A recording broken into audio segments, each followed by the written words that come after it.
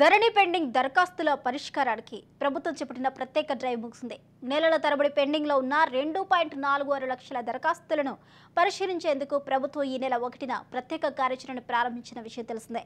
గత నెల వరకు కలెక్టర్లకే పరిమితమైన పలు రకాల పరిష్కార బాధ్యతలను తహసీల్దార్లు ఆర్డీఓలకు బదలాయించింది. దరఖాస్తుల సంఖ్యను బట్టి విచారణ బృందాలను ఏర్పాటు చేసుకోవాలని రెవెన్యూ శాఖ మంత్రి పొంగిరెడ్డి శ్రీనివాసరెడ్డి ఆదేశించారు. ఈ మేరకు మండల స్థాయిలో తహసీల్దార్లు, డిప్యూటీ తహసీల్దార్ల ఆధ్వర్యంలో కమిటీలు ఏర్పాటు చేశారు.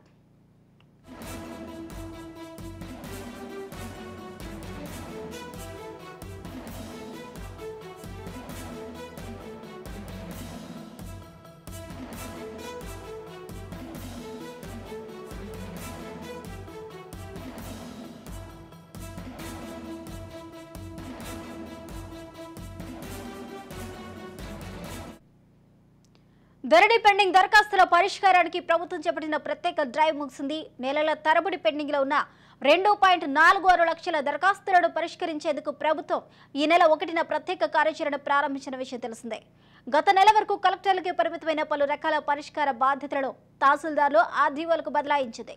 దరఖాస్తుల సంఖ్యను బట్టి విచారణ బృందాలను ఏర్పాటు చేసుకోవాలని రెవెన్యూ శాఖ మంత్రి పొంగిరెడ్డి శ్రీనివాసరెడ్డి ఆదేశించారు. ఈ మేరకు మండల స్థాయిలో తహసీల్దార్లు, డిప్యూటీ తహసీల్దార్ల ఆధ్వర్యంలో కమిటీలు ఏర్పాటు చేశారు.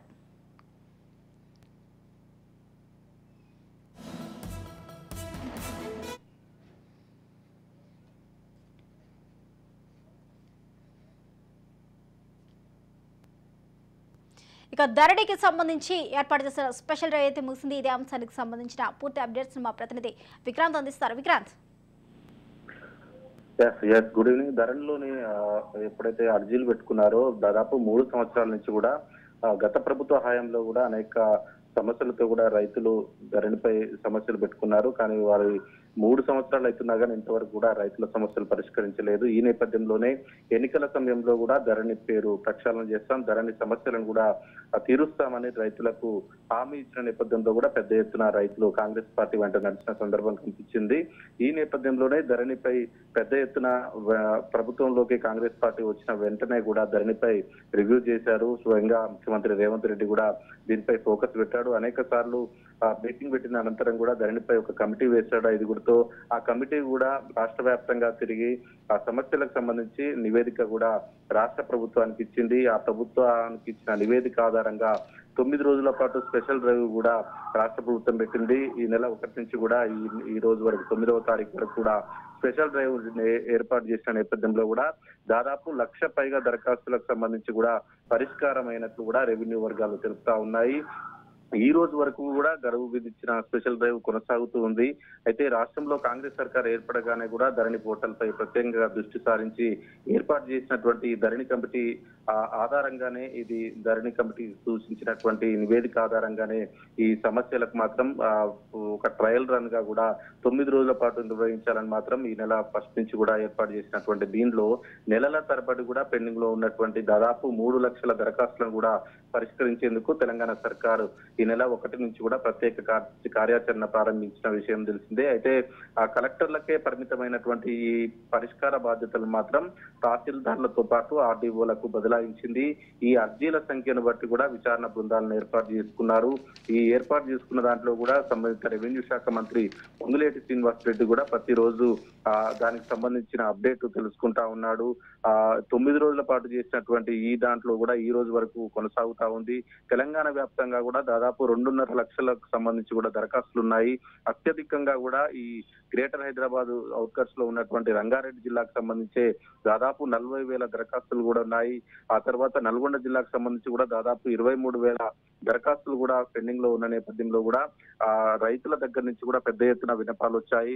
వీటిని కూడా కొన్ని క్షేత్రస్థాయిలో కూడా విచారణ ఇప్పటికే పూర్తయ్యాయి. ఈ 9 రోజుల పాటు ఇవి ఆర్డీఓలతో పాటు కలెక్టర్లు, సిసిఎల్ఏ స్థాయిలో కూడా ఇన్ని రోజులు కూడా పెండింగ్ లో ఉన్నాయి. అయితే స్పెషల్ డ్రైవ్ ఏర్పాటు చేసిన నేపథ్యంలో కూడా పరిష్కారం చూపేందుకు కలెక్టర్లు కూడా చర్యలు తీసుకున్నారు. అయితే ఈ రోజుకి శుక్రవారానికి మాత్రం నిన్నటి వరకు మాత్రం దాదాపు 91,000 పైగా కూడా అర్జీలను పరిష్కరించినట్లు కూడా రెవెన్యూ శాఖ మంత్రి పొంగులేటి శ్రీనివాసరెడ్డి కూడా తెలిపాడు. ఏదైతే భూసేకరణకు సంబంధించి కావచ్చు, కోర్టు కేసులకు సంబంధించి కావచ్చు, పెండింగ్ లో ఉన్నటువంటి మ్యూటేషన్ కి సంబంధించినవి కావచ్చు, ఎక్కువగా పరిష్కారం లభించిందని చెప్పుకోవాలి. వెంటనే మొత్తానికి ఈ స్పెషల్ డ్రైవ్ కొనసాగుతా ఉంది.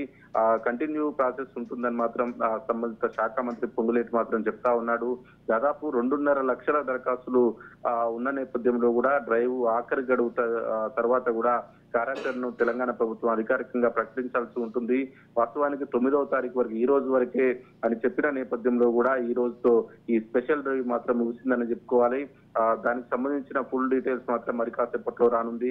ఏదేమైనప్పటికీ రెవెన్యూ యంత్రాంగం కూడా క్షేత్రస్థాయిలో చిత్తశుద్ధితో కూడా పనిచేసి దీర్ఘకాలంగా సమస్యలతో ఉన్నటువంటి పెండింగ్ లో ఉన్నటువంటి భూ సమస్యలకు సంబంధించి అధికారులు కావచ్చు, సిబ్బంది కావచ్చు 91,000కు పైగా కూడా నిన్నటి వరకు పరిష్కరించిన నేపథ్యంలో కూడా ఈ రోజు పరిష్కరించిన వాటి బట్టి కూడా 1,20,000కు పైగా కూడా సమస్యలను పరిష్కరించినట్టుగా తెలుస్తా ఉంది.